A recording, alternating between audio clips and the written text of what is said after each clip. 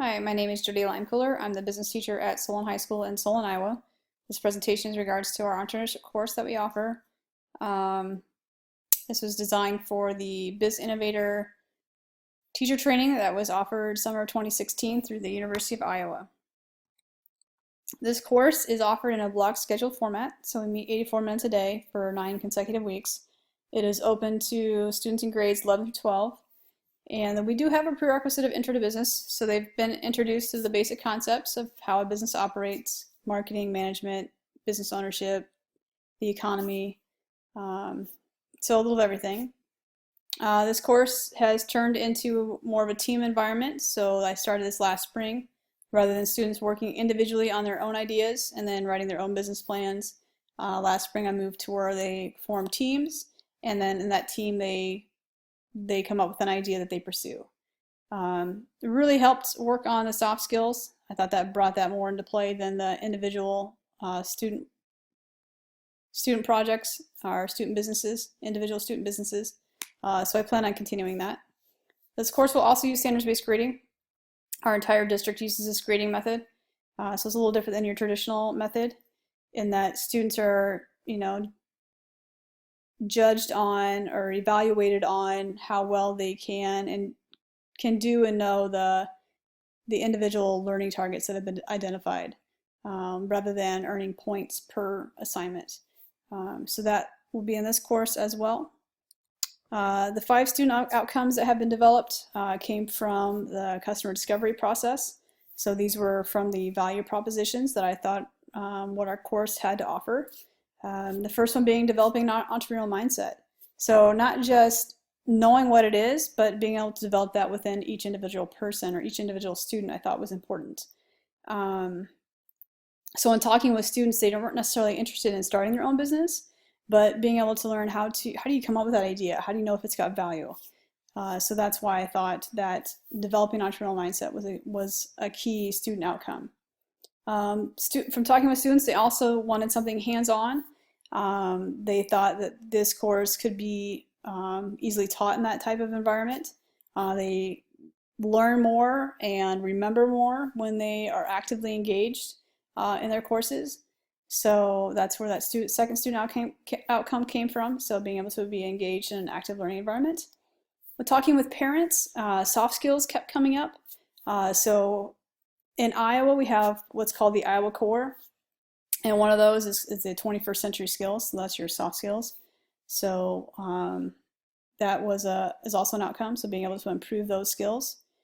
And then talking with students and parents even, just helping them be able to communicate with others, being able to, introduce themselves and then start that conversation.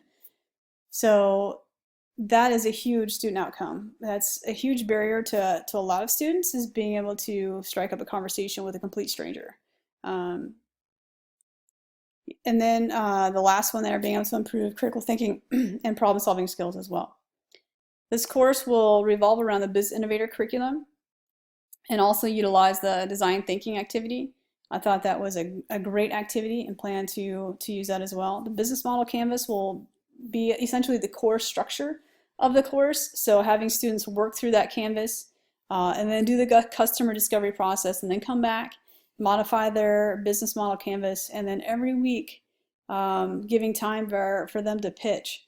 So where are they at? Where have they been? What are their next steps? And how, as a class, how can we help them to move forward? So cycling around that over and over. So that's kind of our core structure of that course, and the canvas. And then I still haven't. That's one of my issues, and you'll see it on a later slide. But being able to mesh the two, so the business model canvas and then a business plan, especially with our FBLA organization, and then students that want to compete in the business plan event, they need to have one written. So possibly at the end, taking what they've got off their business model canvas and then writing a condensed version of that business plan. So not full out, but just giving them, again, some exposure to it.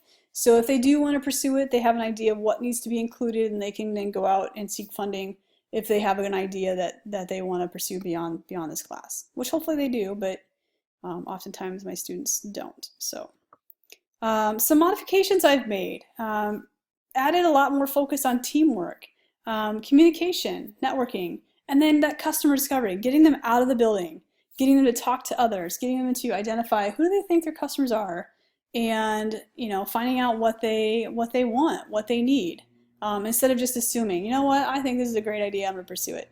So that's a huge piece of this course that we're having a lot more focus on. And then again, that entrepreneurial mindset, getting them to think like that. And then another modification, again, taking that business model canvas and trying to combine it with the business plan, rather than just solely the business plan.